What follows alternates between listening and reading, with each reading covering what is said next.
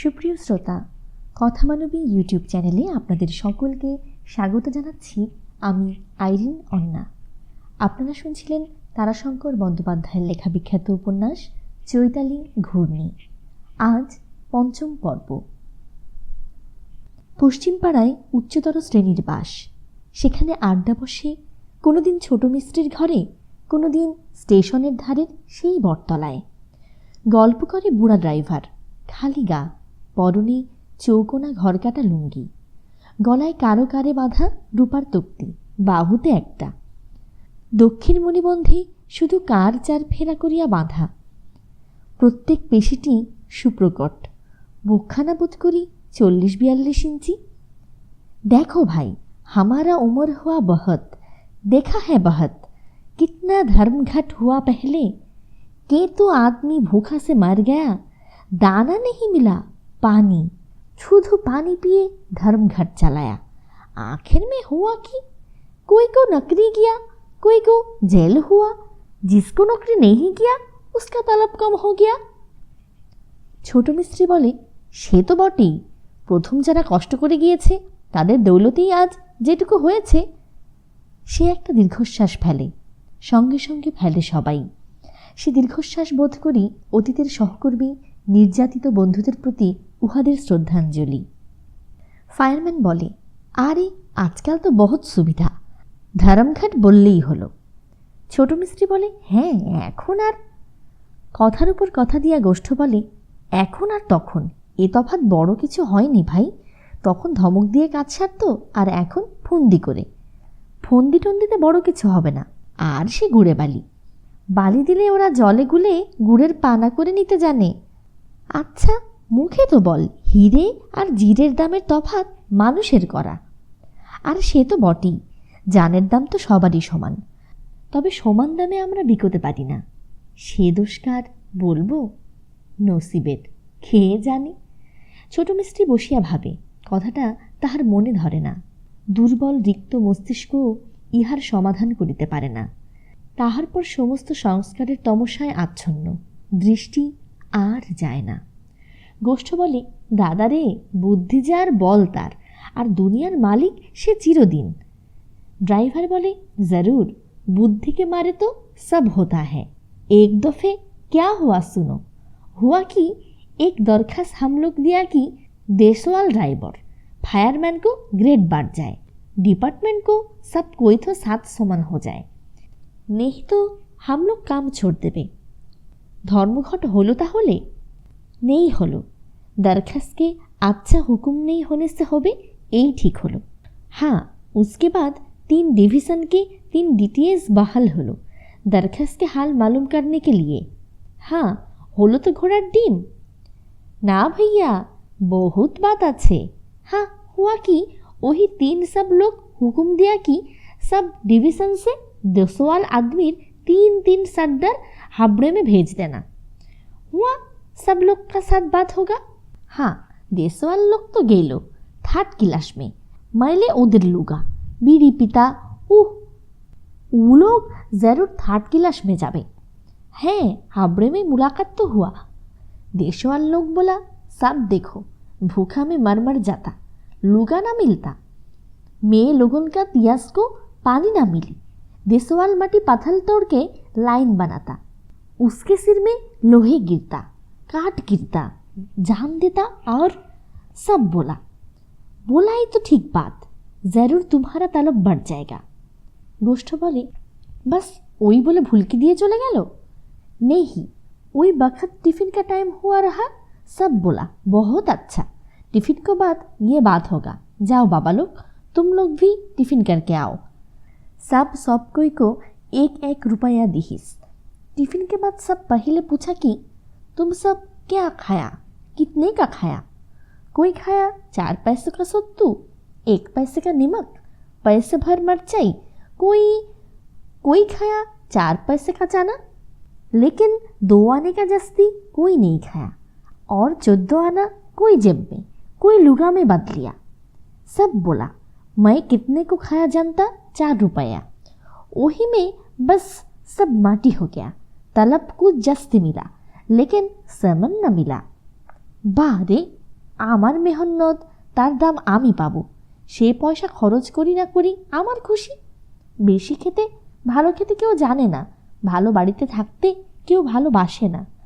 वही तो भैया, खाया नहीं काहे, रुपया भोर खाने से तो बहुत जास्त। আর খেলে কি বলতো জানো? বলতো যত পাবে ততই খাবে, পয়সা তোরা রাখতে জানো না, দিয়ে কি হবে? আরে বাপু, এতদিন না খেয়ে যে পেট মরে আছে, আজ যে খেতে ভয় লাগে, হজম হবে না, মনে যে হয়ই না এমনই ভালো চিরদিনই খেতে পাবো। भैया हुआ तो लेकिन यही, और ये हाल उलट जाएगा कब कौन जानता। ছোট মিস্ত্রি কহে, আবার তোমরা বলো। बात चलता है, मालूम होता धर्मघट चलेगा, तमाम देशवाल एक साथ में काम छोड़ देगा। 4 बाबू आया था वो रोज। मुश्किल के बात ये है कि तमाम धर्मघट के वक्त खाने नहीं मिलता। बाबू लोग कुछ कुछ देता है, हम लोग का तरफ से बात भी करता है, और कोई कोई घूस भी खा लेता है। वो लोग जरूर घूस खाएगा भाई, बिना गर्जे ওরা এক পাও হাঁটে না।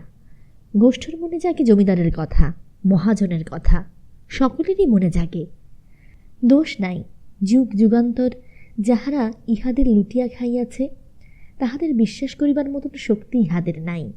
কথাটা এত খোলাভাবে ইহারা বোঝে না, কিন্তু জন্মগত সংস্কার অহিনকুলের জন্মগত বিরোধের মতো।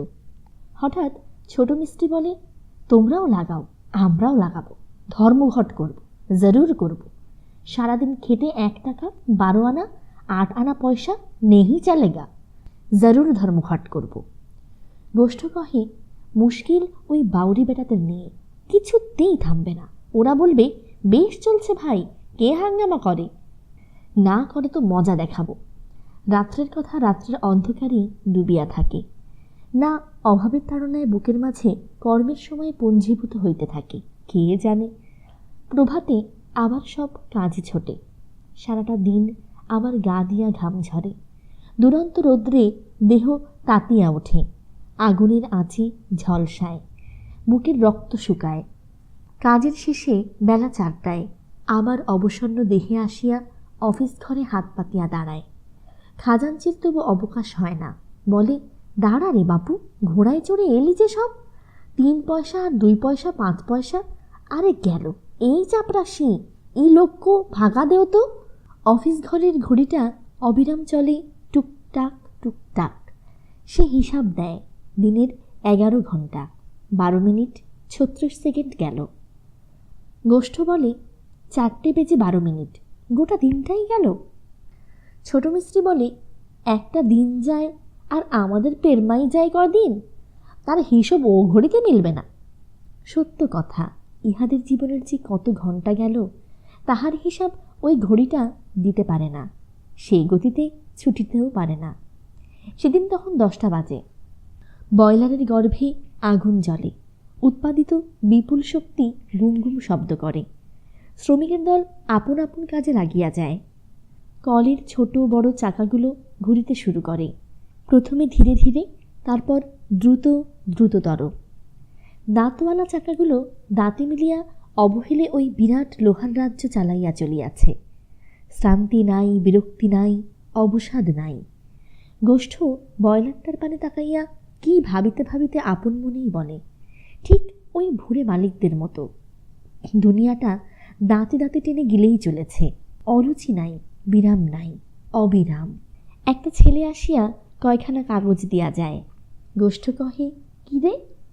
ছেলেটা সরিয়া যাইতে যাইতে কহে, চুপ, ম্যানেজার দেখতে পাবে, পড়ে দেখো না। গোষ্ঠ কাগজটা পড়ে, শ্রমিক মিলিত হও। গোষ্ঠ তাচ্ছিল্য ভরে কাগজখানা বয়লারের মুখে ফেলিয়া দিল। সেখানে অগ্নিগর্ভ লৌহপুরীটার আঁচেই হইয়া গেল তামাটে, সঙ্গে সঙ্গে কুকড়াইয়াও গেল। এমন কাগজ প্রায়ই পাওয়া যায়, ওই বাবুরা দেয়। অন্য একজন ফায়ারম্যান কিন্তু সেটা মন দিয়া পড়ে। এমন সময় সেখানে আসিয়া পড়িল মাদ্রাজি ম্যানেজার। ম্যানেজার আসিয়াই কহে, সব ঠিক হ্যায় টিন্ডাল? হেড ফায়ারম্যান টিন্ডাল, সে সেরাম বাজাইয়া কহে, হ্যাঁ হুজুর, সব ঠিক হ্যায়। স্টিম কিতনা? বলিয়া ম্যানেজার নিজেই উপরের মিটারটার পানে চাহিয়া দেখে। সহসা ম্যানেজারের নজরে পড়ে ওই ফায়ারম্যানের হাতের কাগজখানা। উত্তপ্ত কণ্ঠে সে কহে, वो क्या है? ফায়ারম্যানটি কহে, একটু কাগজ হুজুর। क्या लिखा है इसमें? मिल तोड़ दो, स्ट्राइक चलाओ। नहीं हुजूर, एक साथ मिलने के लिए लिखा हुआ है। हाँ हाँ, वही बात है, यूनियन करने के लिए लिखा है। कौन देता है? रास्तों में मिल गया हुजूर। लायर, झूठा बात, सच कहो। এবার সাহেব মাটিতে পা ঠোকে। অগ্নুত্তপ্ত শ্রমিক, তাহারও প্রাণে এই আঘাত সয় না। তাহারও মনে হয় ও লাথি মাটির বুকে তো নয়, উহাদেরই বুকে পড়িল। গোষ্ঠ গম্ভীর কণ্ঠে কহে, গালিমাত দে না হুজুর। ছোট মুখে বড় কথায় ম্যানেজারেরও মেজাজ গরম হইয়া ওঠে। সে হাতের বেগটা সপাং করিয়া গোষ্ঠর পিঠে বসাইয়া চলিয়া যায়। যাইতে যাইতে কি ভাবিয়া ফিরিয়া দাঁড়াইয়া পকেট হইতে একটা টাকা গোষ্ঠের দিকে ছুঁড়িয়া দিয়া আবার চলিয়া যায়। যাইবার সময় মোলায়েম সুরে বলিয়া যায়, वैसी कागज मिलने से बॉयलर को अंदर फेंक देना, मगज बिगड़ जाएगा। বেতের জ্বালায় অপমানের দাহে গোষ্ঠ গুম হইয়া বসিয়া থাকে। ওই বয়লারটার শব্দ যেন ওর আহত বুকের মাঝে বাজে। ক্ষণ পরে সহসা বয়লারটার ঢাকনিটা খুলিয়া অপমানের দাম ওই তাচ্ছিল্য ভরে ছুঁড়িয়া দেওয়া টাকাটা বিরাট অগ্নিতাণ্ডবের ভেতর ফেলিয়া দেয়। রূপাটা গলিয়া গলিয়া গড়াইয়া জ্বলন্ত কয়লার চাঁদের মধ্যে কোথায় মিলিয়া যায়। গোষ্ঠ এক দৃষ্টে তাই দেখে। টাকাটার ওই গতিতে তবু তাহার মনে সান্ত্বনা আসে। মুক্ত দ্বার পথে বয়লারের আগুন যেন বিকট শব্দে বিশ্বগ্রাসে আগাইয়া আসিতে চায়। রক্তচক্ষে গোষ্ঠ আপন মনেই কহে, পারবি। বাইরে এসে সারা সৃষ্টিটা অমনি করে গলিয়ে ফেলতে পারবি? দূর দূর, লোহার ঢাকনিটাই ফাটাতে পারিস না, তা সৃষ্টি। মানুষের গোলাম তুই, আবার বলে আগুন দেবতা। অসম্ভব জোরে সে লোহার দরজাটা বন্ধ করিয়া দেয়।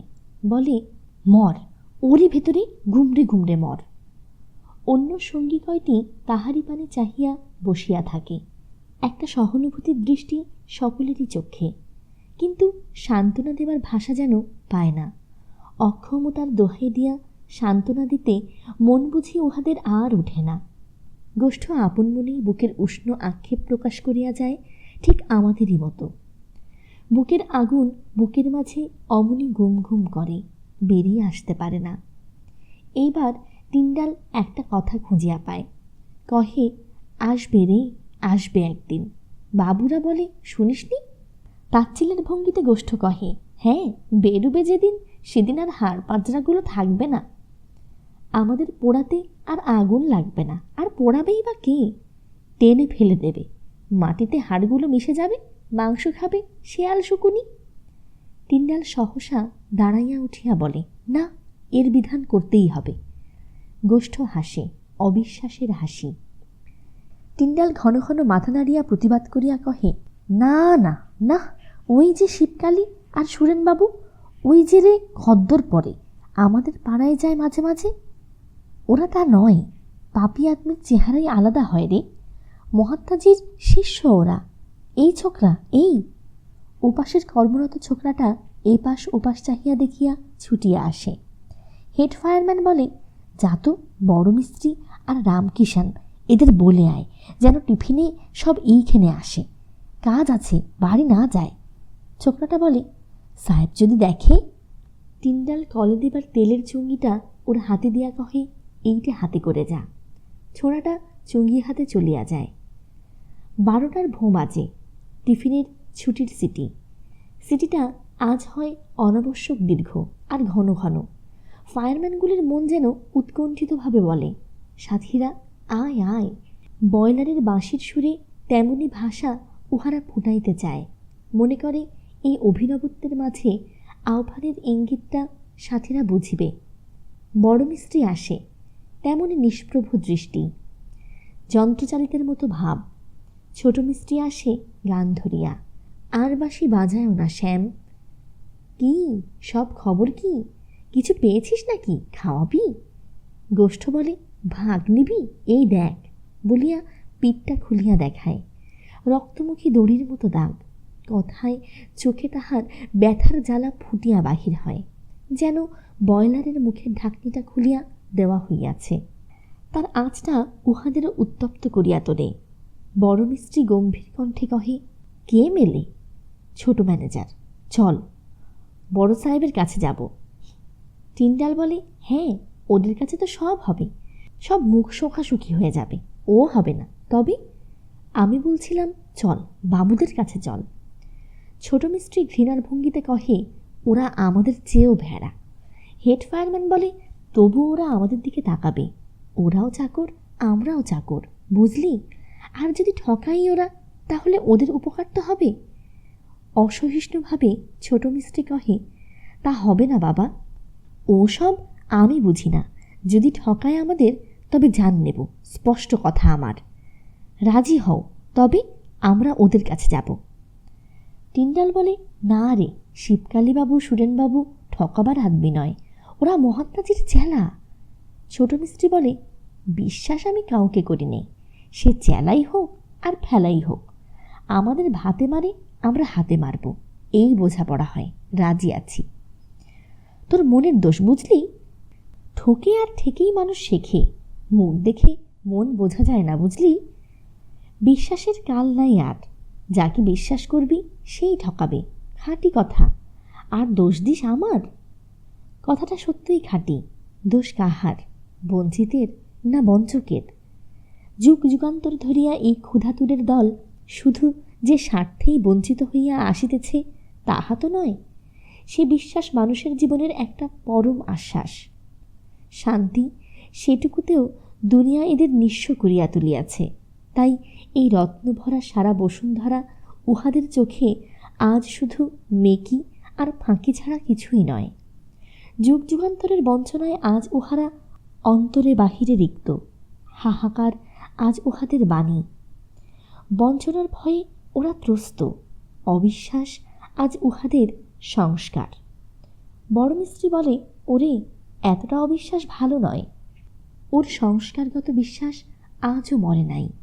বড় মিস্ত্রি আবার বলে, দুনিয়াতে আর বিশ্বাস রইল না, এরপর বাবু আর ছেলেকে বিশ্বাস করবে না। ছোট মিস্ত্রি বলে, করবে নাই তো, তোমাদের সে এককাল গিয়েছে, লোকে বিশ্বাস করে ঘরের কোণে লুকিয়ে টাকা ধার দিয়ে এসেছে, পাওনাদার মরে গিয়েছে, দেনাদার তার ওয়ারিশকে টাকা দিয়ে এসেছে। আর আজ ঘোরো দেখি সারা বাজারটা, একটা লোক সত্যি কথা কয়, দোকানি দাম বলে 4 ডবল, খদ্দের তাতেই রাজি, মতলব হচ্ছে তার ফাঁকি দেবার, মিথ্যে বই, সারা বাজারটায় কিচ্ছু নাই। আর আমরা, আমাদের গলা তো সবাই কাটে, মালিক কাটে, খাজাঞ্চি কাটে, দোকানি কাটে, তুমি আমার কাটো, আমি তোমার কাটি, অবিশ্বাসের দোষ আছে? বড় মিস্ত্রি ভাবে, সমস্ত শ্রোতার দলও নির্বাক হইয়া ভাবে। হেড ফায়ারম্যান নীরবতা ভঙ্গ করিয়া কহে, তা বেশ তো, আমাদের ওদের সঙ্গে মিলে কাজ কি আছে? ওদের পরামর্শ নিতে তো দোষ নাই, ওদের একটু খাটিয়ে নে না। বড় মিস্ত্রি বলে, সেই ভালো, চলো ওদের দুজনকে সন্ধ্যেতে আমাদের ওখানে যেতে বলে আসি। দল বাঁধিয়া সব বাবুদের বাসার দিকে যায়। শিবকালী কেরানি আর সুরেন টাইপিস্ট। 25-26 বছর বয়স, শতকরা 80 জন বাঙালির ছেলেদের মতোই দুর্বল দেহ, কিন্তু চোখে স্বপ্ন, বুকে আশা। চোখ হইতে মাঝে মাঝে আগুনের ঝলকও বাহির হয়। সহকর্মীরা শিহরিয়া ওঠে, কিন্তু আড়ালে ব্যঙ্গ করিয়া বলে, ভারত উদ্ধারের দল। সুরেন বলে, আমরাই তার ভিত্তি করে যাব। সুগভীর বিশ্বাস উহার বাক্যের প্রতি অক্ষরের মধ্যে রনরন করিয়া বাজে। সে ঝঙ্কারে সহকর্মীদের ব্যঙ্গ মুখ হইয়া যায়। শিবকালী বলে, সে শুভপ্রভাতের আলোর রেশ আকাশে লেগেছে, আকাশ লালচে হয়ে উঠেছে। এত বড় দুর্দশা একটা এমনই বড় উন্নতির ইঙ্গিত নিশ্চয়ই করেছে। ওর কথার কোনো অর্থ হয় না, তবু সহকর্মীদের কেমন ভয় করে। অদূর ভবিষ্যতে একটা জীবন মরণের যুদ্ধের ছবি মনে জাগিয়া ওঠে। আবার বুকের এক কোণ হইতে লুপ্তপ্রায় একটা উত্তাপও যেন জাগিয়া ওঠে, খানিকটা উত্তেজনাও যেন লাগে। তারাও ভারত উদ্ধারের কথা কয়। না, আর বেশি দেরি নাই। একজন বৃদ্ধ কহে, তাও আমাদের নাতির আমলের আগে নয়, দেশবন্ধু থাকলে কিন্তু আরও আগে হতো। মহাত্মাই কি করেন দেখো।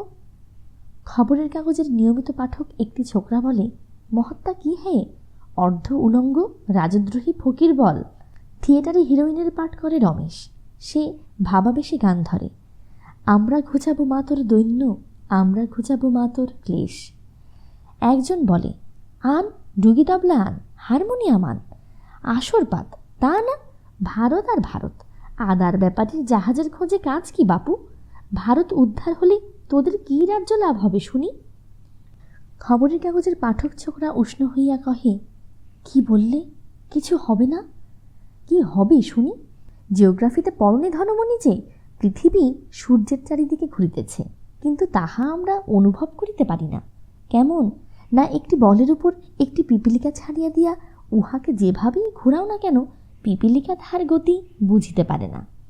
বাবা, আমরা হলাম পিপিলিকা। স্বাধীনতা অধীনতায় কোনো ভেদ নাই দাদা, কোনো ভেদ নাই। কলম পিষিয়া যাই, কলম পিষিয়া খাবো, বাঁশরি বাজাবো শুয়ে যেমন বাজাই। ইহার পর আর মতভেদ থাকে না, ওরা বাঁশিই বাজায়। স্বপ্নপ্রবণ তরুণ দুইটি তখন ঘরের মাঝে বসিয়া শ্রমিক সংঘ গড়িয়া তুলিবার কর্মপন্থা ছকে। শ্রমিকদের সঙ্গে মিলিবার চেষ্টাও উহাদের ছিল। গোষ্ঠ এখানে আসিবার পূর্বে উহারা দুইজনে শ্রমিকদের আড্ডায় যাইত, উহাদের মতো হইয়া মিলিবার চেষ্টা করিত, কিন্তু মিলিত না। উহারা যাইতে গায়কের গান বন্ধ হইয়া যাইত। কিষানলাল ঢোলকটা পাশে সরাইয়া রাখিত। সুরেন কহিত, রাখলে কেন, লাগাও, আমরাও শুনি। উহাদের বিছানাতেই বসিয়া পড়িত, কিন্তু তাহাতে ভীষণ আপত্তি। বড় মিস্ত্রি একটা ময়ূরাকা মাদুর বিছাইয়া কহিত, ওখানে নয় বাবু, এখানে বসুন, এখানে বসুন। ব্যবধান একটা থাকিয়াই যায়। ফিরিবার পথে দুই বন্ধুতে তাই লইয়া আলোচনা হইত। সুরেন কহিত, এই ব্যবধান আমাদের সখাত সলিল, যাক, এই ব্যবধান পুড়িয়ে ফেলতে হবে। অসহিষ্ণু হলে চলবে না। 10 দিন, 20 দিন, 2 মাস, 6 মাস, একদিন ভুল ভাঙতে বাধ্য। হাত বাড়িয়ে অপেক্ষা করতে হবে। হতাশ হয়ে, অসহিষ্ণু হয়ে ফিরিয়ে নিলে চলবে না। একদিন ওরা সে হাত ধরবেই। শিবকালী কহে, নিশ্চয়ই, এই যে একটা স্বাতন্ত্র্য, এই যে মিলনের সূচনা। দুনিয়াতে প্রত্যেক জিনিসেরই একটা প্রতিক্রিয়া আছে। বৈশাখের শুষ্ক নদী, শ্রাবণের বন্যার পূর্বাভাস। ইহাদের এই আসা যাওয়াটা কিন্তু শ্রমিকদের বেশি দিন ভালো লাগিল না। সন্দিগ্ধ চক্ষে, অধপতিত মনে নানা কথা জাগিয়া উঠিল। ফলে এমন কুৎসা তাহারা রটাইল যে সুরেন শিবকালীকে যাওয়া আসা বন্ধ করিতে হইল, কিন্তু রাগ করিল না। সহকর্মীরা ইঙ্গিত করিল, বাবা, সিঙ্কিং সিঙ্কিং ওয়াটার ড্রিঙ্কিং। সেটা কিন্তু প্রত্যক্ষ নয়, পরোক্ষে। সুরেন সে শুনিয়া আগুন হইয়া ওঠে। শিবকালী কিন্তু ফুৎকারে কথাটা উড়াইয়া দিতে চাহিয়া কয়, ডোন্ট বি সেন্টিমেন্টাল। সেদিন শিবকালী আর সুরেন টিফিনের ছুটিতে মেসে বসিয়া ওই কথাই কহিতেছিল। ও ঘরে বাবুরা বসিয়া তামাক টানিতেছিল। এমন সময় শ্রমিকের দল আসিয়া সেলাম জানাইল। শিবকালী আপনার ও সুরেনের বিছানা দুইটা টানিয়া পাতিয়া দিয়া কহে, বসো বসো মিস্ত্রি, বসো সব। বড় মিস্ত্রি জোর হাতে করিয়া কহে, মাপ করবেন বাবু, তেল কালি কয়লায় গায়ে একটা খোলস পড়ে গিয়েছে, বসলে বিছানাই মাটি হবে। আমরা এসেছি একবার সন্ধেবেলায় আমাদের ওখানে পায়ের ধুলো দিতে হবে। সুরেন কহে, কি ব্যাপার হে মিস্ত্রি? আগে সেইখানেই বলবো সব, যাবেন তাহলে, যেতে বলতে মুখ তো আমাদের নাই।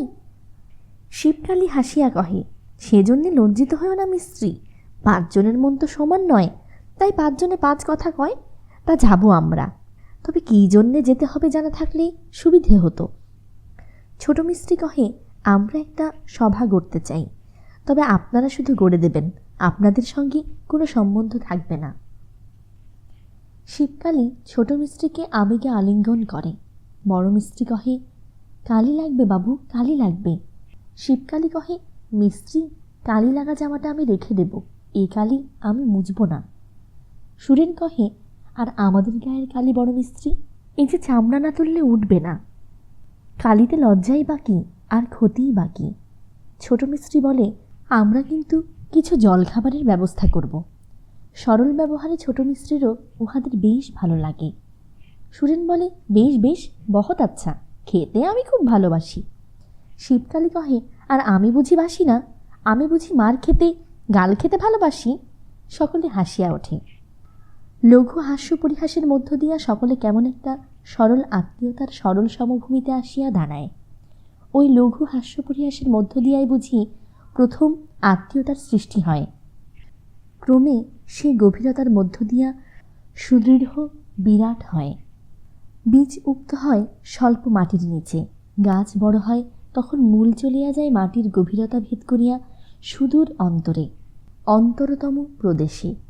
ওদিকে সিটি বাজে, কাজ কাজ কাজ কাজ। শ্রমিকের দল চলিয়া যায়। হেড ফায়ারম্যান বলে, দেখলি কেমন লোক? বুড়ো মিস্ত্রি বলে, ওরা বুকে করে নিতে চায়, আমাদেরই বিশ্বাস হয় না, আর আমাদের বুকে কাঁটা আছে, সহ্যও হয় না। ছোট মিস্ত্রি বলে, পাড়াগাঁয়ের বাবু বোধ হয়, তাই এমন ধারা। পাড়াগাঁয়ের মুচিও গ্রাম সুবাদে মামা হয়। গোষ্ঠ একটা দীর্ঘশ্বাস ফেলে। আজ তাহার গ্রামকে মনে পড়ে। রমাপতি মাস্টার, মুদিখুড়ো, যোগীকর্তা। সত্য সেখানে অভাব থাক, নিদারুণ হতাশা থাক, তবু মমতা ছিল। আবার আপন আপন কাজে লাগিয়া যায়। ওই আগুনের সঙ্গে লড়াই করিতে মন আবার হালকা হইয়া ওঠে। গোষ্ঠর মুখেও গান আসে, হাসি ফোটে। এতক্ষণে সে হেড ফায়ারম্যানকে বলে, যাই বলো বাপু, এও বেশ, খাই দাই কাম বাজাই, ধার কারোর ধারি না। আর এ কাম কি? একটা দৈত্যের সঙ্গে লড়াই। কর্মের মাঝে একটা আনন্দ আছে, আত্মপ্রসাদ আছে যে। সেই দিনই সন্ধ্যায় শ্রমিক সংঘ গঠিত হইয়া যায়। বড় মিস্ত্রি, ছোট মিস্ত্রি, টিন্ডাল, কিষানলাল গোষ্ঠকে লইয়া কত নতুন নিয়ম কানুন হয়। বেশ একটা আনন্দও পায়, কি যেন গভীরভাবে বুঝিবার চেষ্টা করে। বাবুরা বলে, মাটির বুক চিরে ফসল ফলায় কারা? তোমরা। আগুনের সঙ্গে লড়াই করে কল চালায় কারা? তোমরা।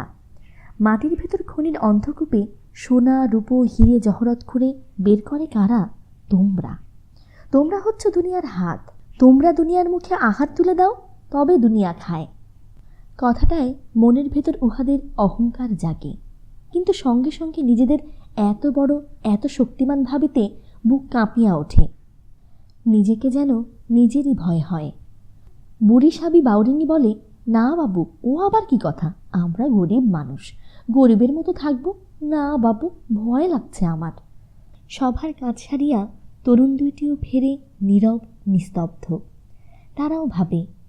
সহসা সুরেন কহে, ওদের এখন চাই সেলফ কনসিয়াসনেস। আত্মবিস্মৃতি না টুটলে জাগরণ আসবে না।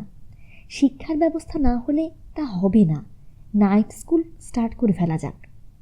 শিবকালী বলে, এদের জন্য তার প্রয়োজন নেই, সে ব্যর্থ হয়ে যাবে। লঘু মেঘ, সে হলো বাষ্প। তার মধ্যে শত সাধনাতেও বজ্রের সন্ধান পাবে না, কিন্তু ঝড় এসে তাদের মিলিত করে দেয়। বর্ষণে বজ্রে ধরণী সন্ত্রস্ত হয়ে ওঠে। যুগ যুগান্তরের উশৃঙ্খল শক্তি কিন্তু একদিনে সংযত হয় না। দূর দূরান্তের প্রবহমানা নদীর ঘূর্ণিভরা বন্যা সহসা বাঁধনে বাঁধা যায় না।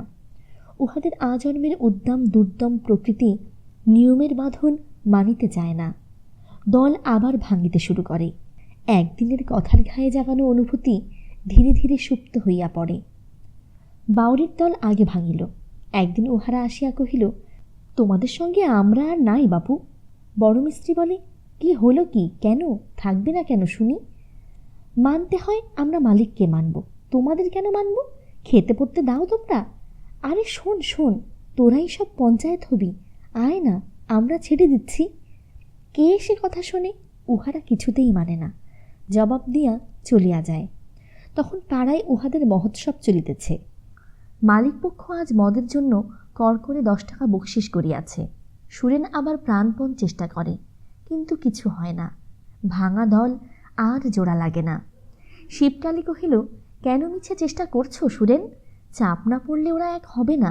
দেখেছ, আকাশে আকাশে মেঘ আসে, চলে যায়, কিন্তু যেদিন বায়ুপ্রবাহ চাপ দেয় সেদিন বিচ্ছিন্ন মেঘমালা জমাট বেঁধে এগিয়ে আসে। সুরেনও যাওয়া আসা ছাড়িল। আবার যা ছিল তাই, সেই নেশা, নাচ, গান, তাণ্ডব, কোনরূপে জীবনটাকে টানিয়া লইয়া যাওয়া, জীবনের দিন কয়টাকে ক্ষয় করা। হঠাৎ কাজের চাপ পড়ায় কোম্পানি শ্রমিকদের কাজের সময় সাময়িকভাবে 1 ঘন্টা বাড়াইয়া দিল।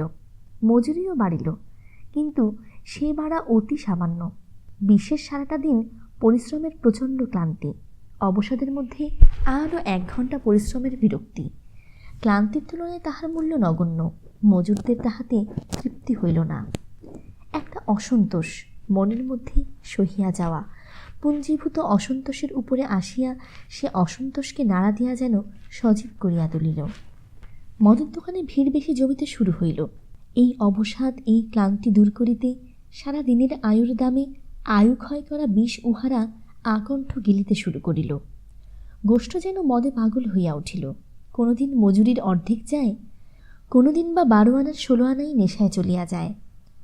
সেদিন গোষ্ঠ শূন্য হাতে ফিরিয়া আসিয়া ভাম হইয়া দাওয়ার উপর এলাইয়া পড়িল। দামিনীর তখনও রান্না চাপে নাই।